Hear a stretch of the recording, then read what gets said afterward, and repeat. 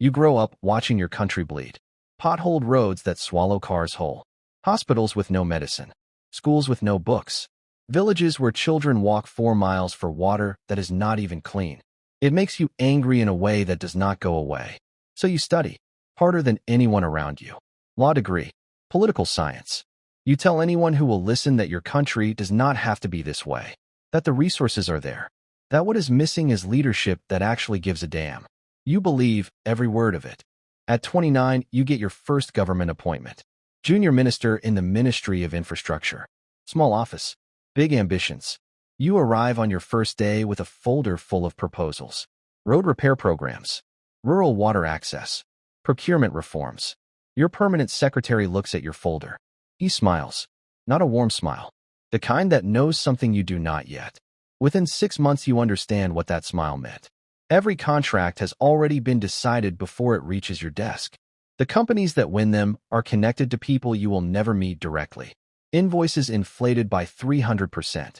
Roads started and abandoned halfway. Money gone and nobody asks where. You raise it in a meeting once. The room goes very quiet. Your director leans forward and tells you calmly that your job is to sign what is put in front of you. You go home that night and sit in the dark.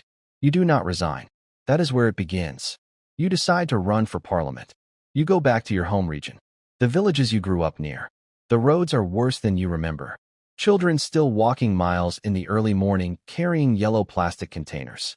You stand in the village square and make promises. Roads. Clean water. A health clinic. Jobs. You hand out bags of rice and small envelopes of cash on election day. Everyone does it. You tell yourself once you are in you will do things differently. You win by a significant margin. The village celebrates. They genuinely believe you are different. Your first government contract goes to a company registered in your cousin's wife's name. Just one. Just to establish the relationships you need to survive. The contract is for road repairs in your home region. The road never gets fixed. You tell yourself you will address it next budget cycle. You never do. By your second term you are not compromising anymore. You are operating. Procurement contracts inflated. A percentage of every major deal landing in an account in Dubai. Aid money from international organizations disappearing before it reaches the programs it was meant for. Ghost workers on government payroll. Hundreds of names collecting salaries for jobs that do not exist. Your personal life looks nothing like the village you came from. 3 properties in the capital. A house in London where your children attend private school. A car that costs more than the annual salary of every teacher in your home district combined.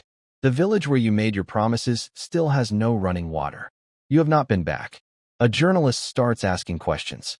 You make a phone call. His newspaper loses its operating license 3 weeks later. He gets arrested on charges everyone knows are fabricated. 8 months in a cell before international pressure gets him released. He never writes about you again. Then the president falls. A coup. Swift and complete. New government. Forensic accountants going through every ministry. Investigators who did not grow up in the system and do not owe anyone anything. Your name appears in the first report. Then the second. Your allies distance themselves within days.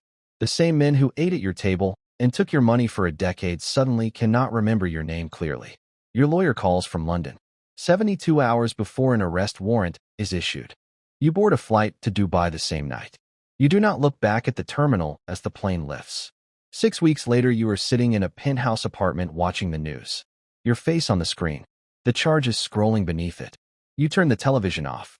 Outside the window, the city glitters. Back home in the village where you made your promise as a child is walking 4 miles in the early morning carrying a yellow plastic container toward water that is not clean. The road is still broken. The clinic was never built.